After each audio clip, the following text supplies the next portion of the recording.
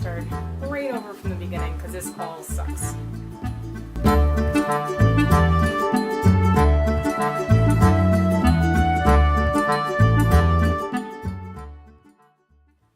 Hello and welcome to Knittin Kitten podcast number 21.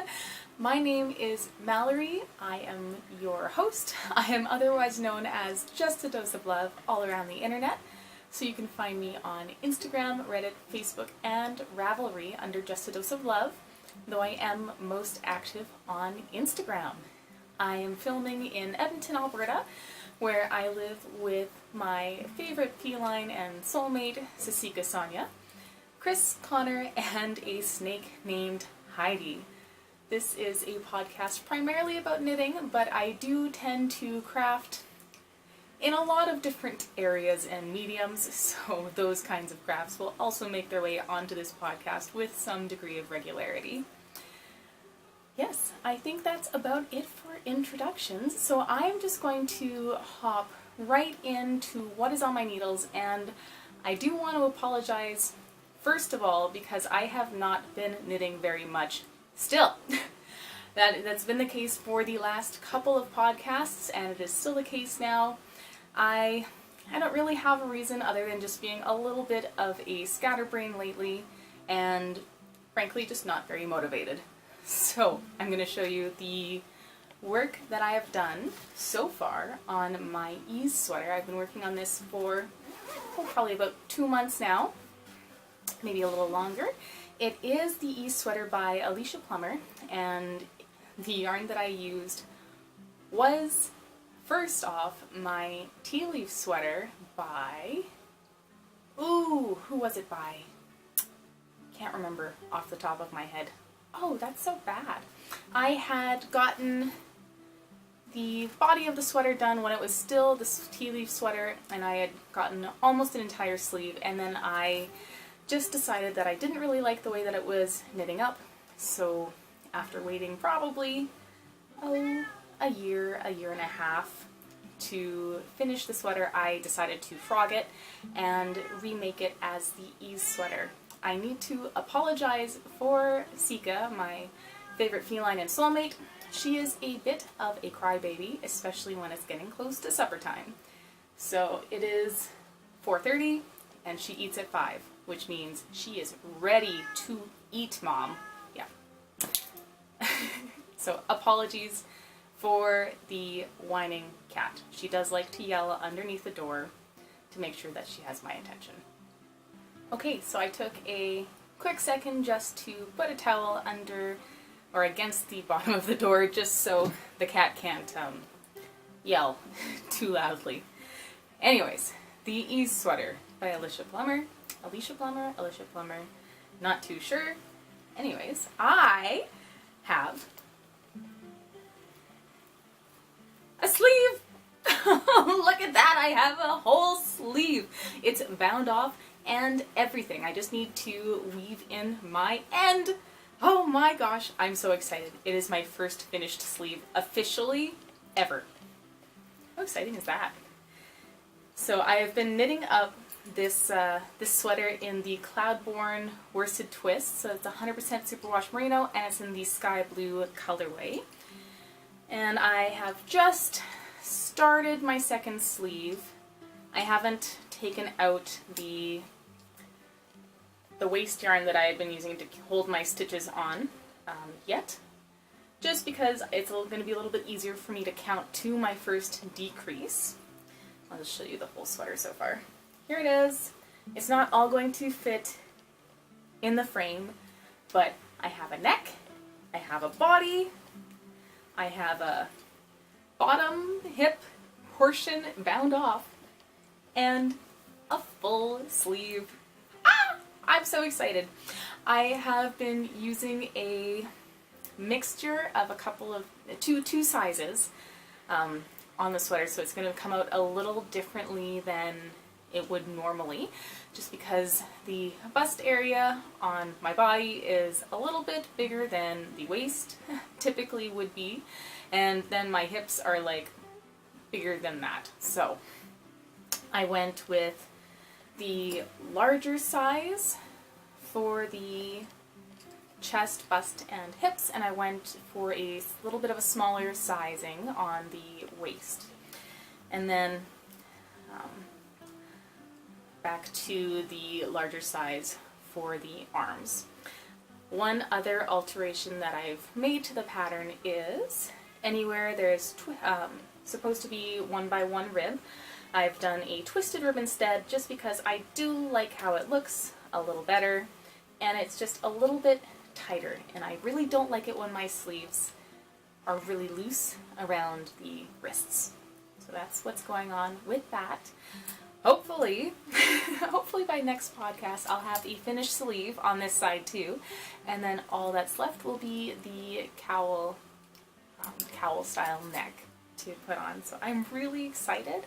It's going to be ready just in time for summer, as these type of things do tend to go. But you know what? It's going to be really nice for those cold festival nights where the air is a little bit damp and you're in a tent. So I wear sweaters year-round. This is not really a problem for me. Okay. Item number 2 is my Coziest Memories blanket. So I have been doing a bit of work on this, and honestly, you'll have to forgive me. I'm not sure the last thing that I showed you on this Coziest Memory blanket. So as it stands, I only have 6 more squares to do on my second row, and then I'm officially done my second row. So this blanket I have knit up so that it will comfortably be able to fit on the queen size bed. And I'll just go through it for you. So here's how it's going so far. I can't believe how heavy it is already, considering it's only 2 rows, not even 2 rows long.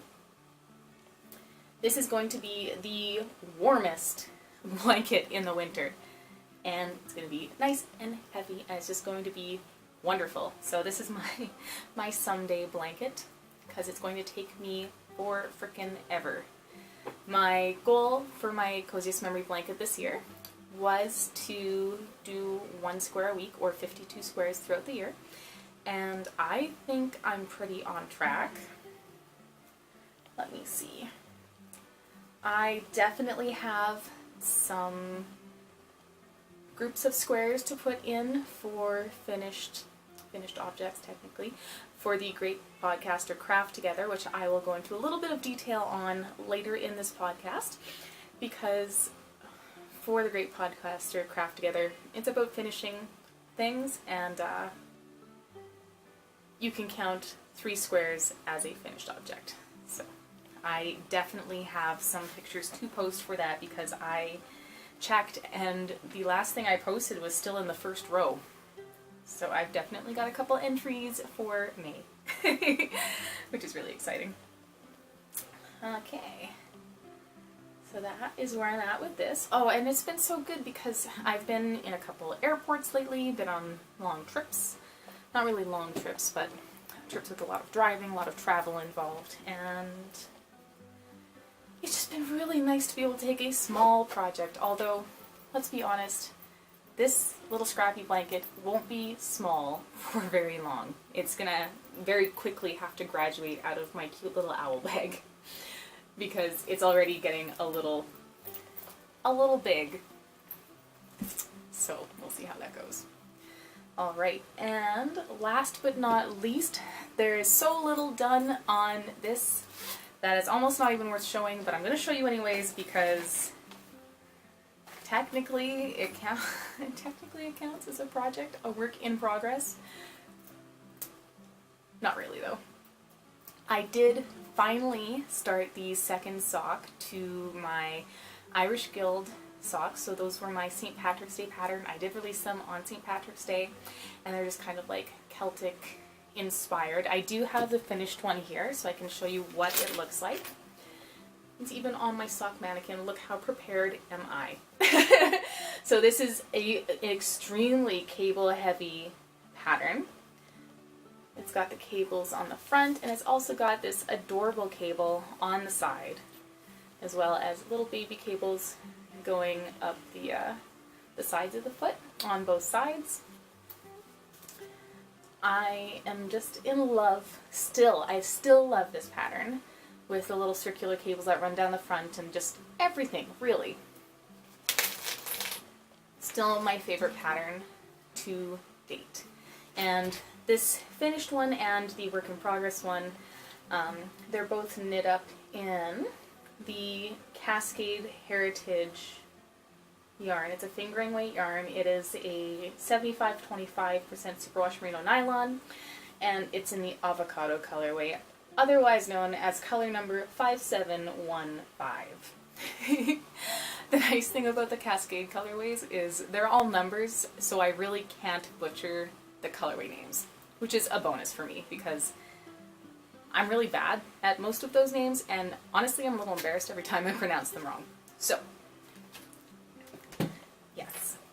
Here is the work that I've done on my second Irish Guild sock. So, again, almost not even worth considering a work in progress, but technically there are stitches on the needle, so it counts.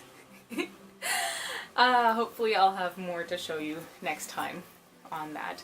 My only problem with these, and I love the Hiya sharp needles, I love them so much, but they are really, really quite pokey, and they do make my fingers hurt when I knit with them for too long. They are just like, they are incredibly sharp. Hopefully that'll focus enough so you can see it. If it doesn't, I'm sorry, you're just looking at a blurry hand and needles, but it does get very sharp, so. That is it for works in progress right now. Although, I am officially going to knit night tonight. I am finally going to make it again. It has been, several months since I've been able to make it, but I am going tonight. It's gonna happen. And you know what I'm gonna work on? My Beas sweater. That seems like a really good plan. Okay. Drinking. On to drinking. What am I drinking tonight? Actually, I'm drinking a cider. This is the Angry Orchard Rosé, and it's delicious. And I kind of forgot I had it, so that's why I'm drinking it. But also, I really wanted to just show you my bottle opener. It's shaped like a key. It is my absolute favorite bottle opener because it is so inconspicuous of what it actually is. And you can like literally put it on a necklace or keys or anything, and I think it's really cute. So, it's my bottle opener. It's like the main reason I'm drinking this right now. I wanted to show you. Ah! If I could actually get the cap in the garbage, that would be great. Apparently I cannot. Sorry for being such a scatterbrain, guys. I'm such a scatterbrain. Oh, that's so good. Made with rare French red flesh apples. How does that sound? Absolutely delicious. If you're a cider person. I don't like beer. So, cider it is. What's off my needles? Nothing. Nothing is off my needles. That was a really short segment. Okay, on to the next. Upcoming and current items of note. So, this is my official call out for testers for my Love Note pattern, which was originally a Valentine's plan, but then the way it was working out, I just didn't really like the way the pattern was knitting up, so I wanted to redesign the pattern, which I did. And voila, we have the Love Note hat. There it is. This one was also relatively cable heavy. It kind of looks like the Eye of Sauron from Lord of the Rings. So there's that. But I still think it's cute. And those cables are still really, really adorable. So this is a sludgy hat. And I did knit it up in Amy over at What's Up Yarn Co. her colorway, it's on the worsted twist base, I believe, and I think it's the Femme Fatale, and I didn't make notes, and that was terrible of me, but this is all from memory, and I'm pretty sure that's what it is. Also, because I am such a fan of the twisted rib, that's just what the brim is. So, here we go. Love this hat. I like pink a lot more than I ever thought I would when I was younger. It's really starting to grow on me. And here it is. The Love Note hat. And you know what? It'll be ready for next Valentine's Day. How perfect is that? Alright.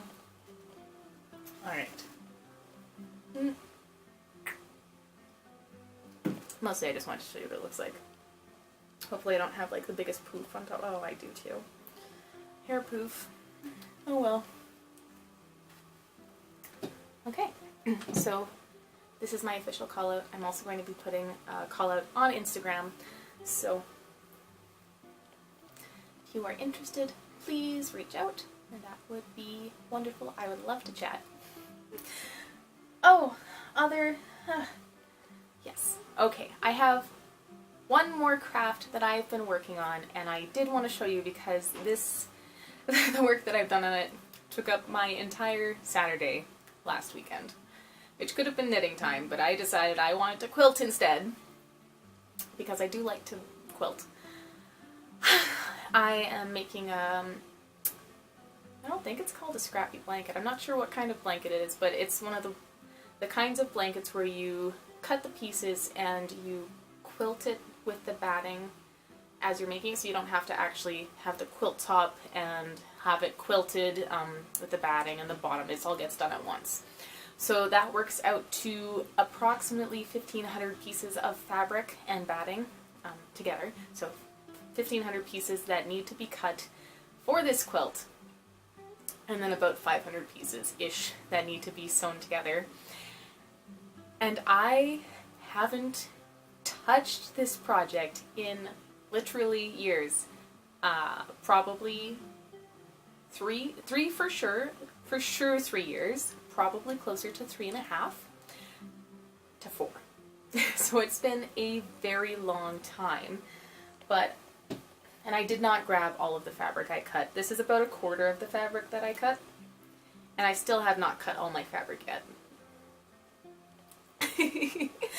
It is going to be an 8-bit, I believe, rendition of Deadpool. It's for one of my friends.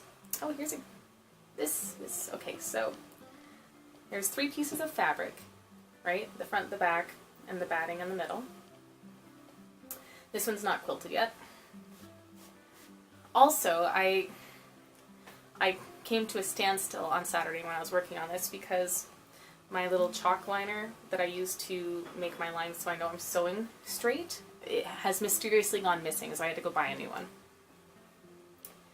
But this is what they look like once they're quilted. So now you can see it's got the quilting through the center.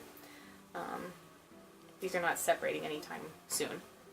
And one neat / good thing to know about batting is generally you should have some sort of quilt line sewn through every 12 inches or so. So if anyone is thinking about making a blanket, that's just something to consider, which is why specifically I'm making the blanket this way, because now I don't have to go and pay $200 to have someone quilt it. And you know what? Totally worth it. Totally worth it to have someone quilt it professionally.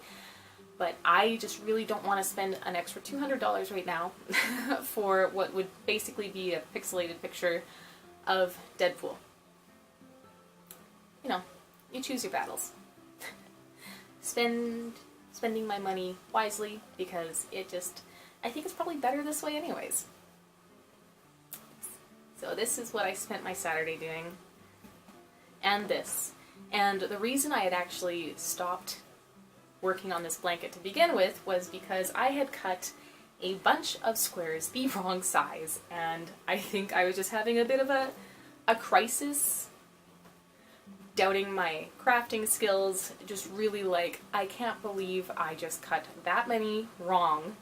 Now I have to scrap this fabric because it's useless to me now. A bunch of these, I had done my math wrong, or I had thought of something wrong. The finished piece, because they're all going to be sewn together, is going to be 3 inches by 3 inches, so I was cutting them to 3 inches because I messed up. I made a mistake. They're supposed to be 4 inches by 4 inches so that a ½ inch can be taken on either side for it to be sewn together, for all the pieces to be sewn together, for me to get the full size that I'm looking for.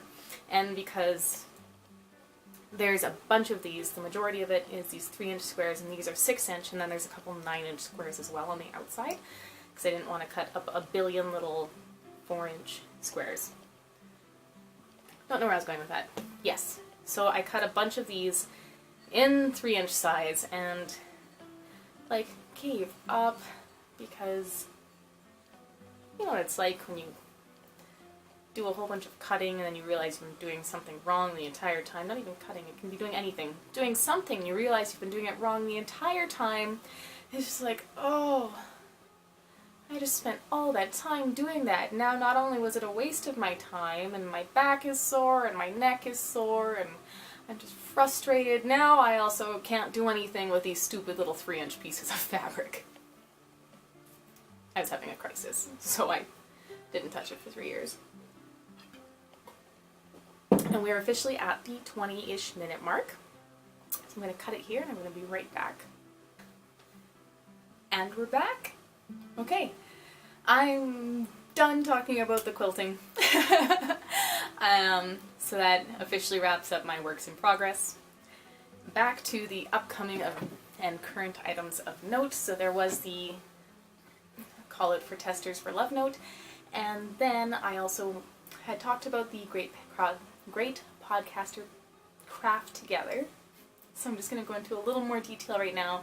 And excuse me for looking to the side while I do this, but there's a chunk of information that I cannot remember it all. So, the Great Podcaster Craft Together is the brainchild of Jessica, also known as Silver Luna 2112 on Ravelry.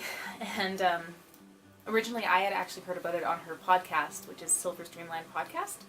And basically what it is, it's a year-long craft together where anyone who listens to a podcast, period, if you listen to a crafting podcast, you are eligible to join in this craft together. And the whole goal is to just finish things, finish projects, crafts that you have going on. So when I finish this quilt, technically speaking, I can enter that as a finished object in this craft together. Every time you finish a sock, that counts. If you finish hats, even some baking, as long as you take like progress pictures, that's cool. Even as much as 3 squares on a Scrappy Blanket. So it's really neat. If you want to check it out, if you're interested in joining along, please check out the Ravelry group. And if you would like to tag things on social media, use the Great Podcaster Craft T2G, right when I think I have it. The Great Podcaster K2TOG. So it's like the acronym for knit 2 together. So Great Podcaster K2TOG. And you can use that on Instagram, Twitter if you use Twitter. Basically, or you can use a hashtag. Feel free to use that. You can kind of see what everyone else has been finishing / has been up to. 100% encourage you to join in if that is your cup of tea. Okay. Now, stash enhancement. So, I do have a little bit of stash enhancement. I had some actually at the last podcast, but by the time I finished writing my notes, I was like, I don't want to write more. Just because I was being lazy. I don't have a good excuse. I was just being lazy. But I found these on sale at Michael's for like $3, so I had to buy 2 of them. These are the Karen Pantone. I've never bought these before, I've never used them, but they're so soft, and I just really thought it would make a cute little hat. So this is 100 grams of yarn. It's a worsted weight, and it is 60% acrylic, 20% nylon. Am I right? I am right, and 20% merino wool. And it is so soft and so vibrant, and I would love to make a hat with it.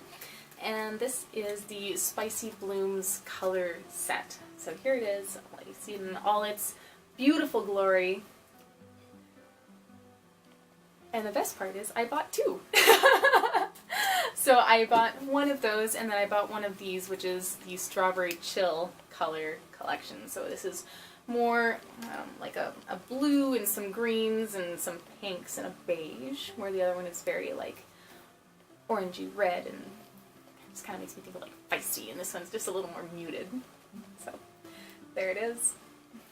I'm really excited to use them. Also super excited because they were super on sale. And they're really soft. Like, can you go wrong? I don't think so. Also, machine washable and machine dryable. So if I would like to, this is probably what this is going to be. This is probably going to be a hat as a gift for someone. I'm not sure who, I don't have anyone in mind, but it'll probably be a gift hat because then I don't have to stress, please do not throw this in the washing machine, and please make sure you air dry it. Or hang it to dry, or, you know, don't put it in the dryer. And that just kind of makes me feel a little bit better. There's nothing worse than making someone a hat or socks or whatever else you might make them just to have it shrink. Or get felted and like be completely useless. Oh my gosh. I can't even imagine. That's never happened to me, but it does strike fear into my heart. Okay. So there's that. And then I have well, this. This is, why didn't I write that? Oh, my show notes. It's not actually that bad, I just forgot 2 items on there from the last podcast. No big deal. This is Barocco, that's the brand. It is the Ultra Wool, so it is 100% superwash merino wool. And it is color number 33145, and it's this beautiful, like, almost burgundy maroon kind of color. I thought it would make the most beautiful hat, because I really like reds. I like dark reds. For a long time, red was my favorite color, and I'm not sure if it is anymore. I really like orange now, but dark red has always had a very special place in my heart. And I think this is going to be a nice little hat for myself. Yep. Ooh, it's going to be so warm, and it's so squishy. It's not like the softest yarn. It does have a little bit of a scratch to it, so that is the 100% wool. Tends to do that, but I'm okay with that. I have so much hair that it doesn't really matter. Maybe if I was bald it would be a problem, but I'm not. I have more than enough hair to protect my little ears from scratchy wool. One last thing. I have a growing collection of succulents. Allegedly, they're very hard to kill. I haven't killed any yet.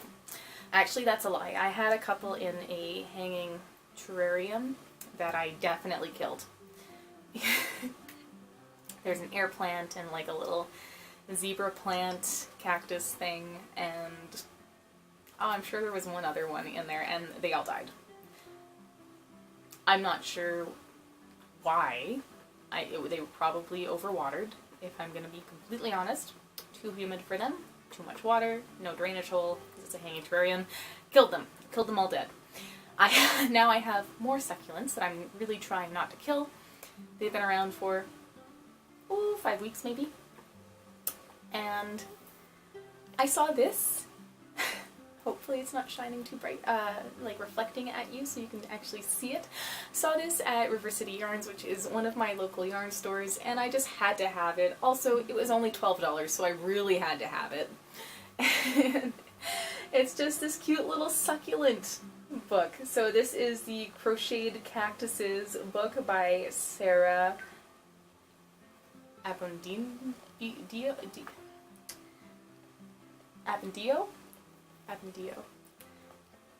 And I think it's really cute, and I can't wait to have little crochet cactuses. Plus, it'll keep my crochet skills sharp. If anyone remembers, I actually don't even know. Oh, yes, I did.